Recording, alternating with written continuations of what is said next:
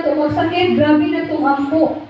So si Jesus at His human form, it is normal for Him na musulti siya sa ato nga mga words because His physical being is already desperate for help.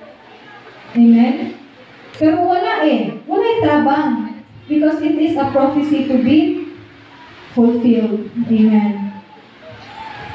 So, to feel isolated given that He has always maintained a close relationship and communion with God.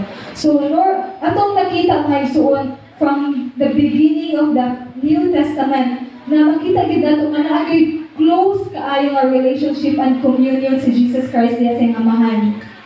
O normal mga isuon nga at this time sa downness o sa pinakasakit na point sa iyang kinabuhi, makapanawag yun siya sa iyang Amahan, wherein na siya close kay dato nga relationship. Amen? So again, this phrase, mga igsoon, is a cry of desperation and isolation. Second point, mga igsoon, sa itong nabantayan garan, no? God ang gigamit. My God, why have you forsaken me? So every time, I believe mga igsoon, every time makapanawag ta sa Ginoo is somewhat a form of prayer. Amen? Amen. So, all throughout the New Testament, mga igsoon, sa pagsugod sa New Testament, nga ginagbungan si Jesus Christ sa mga pag-ampo, constant yun din, nagamiton ng mga terms, our nga word is Father. Father, kada ampo niya mga igsoon, Father. In all His recorded prayers, He uses the term Father.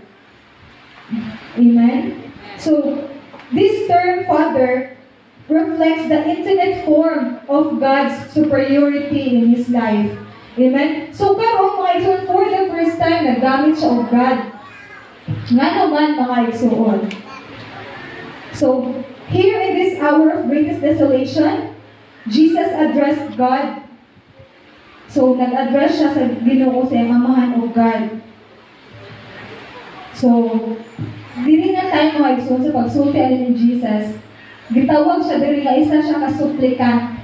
Ang supplicant mga igsoon, muna siya ang isa ka person nga gapangayo og isa ka butang in a very respectful manner.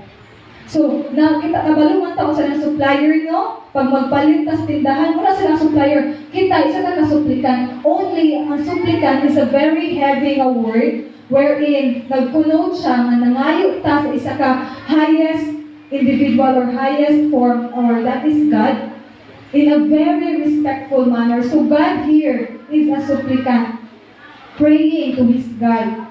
Amen?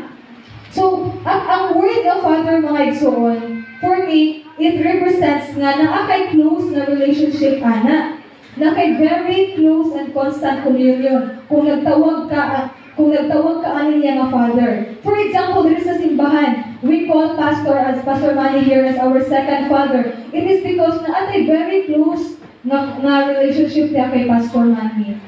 So, ang Father mga igsoon, sa isa ka Father, we do His will. Amen?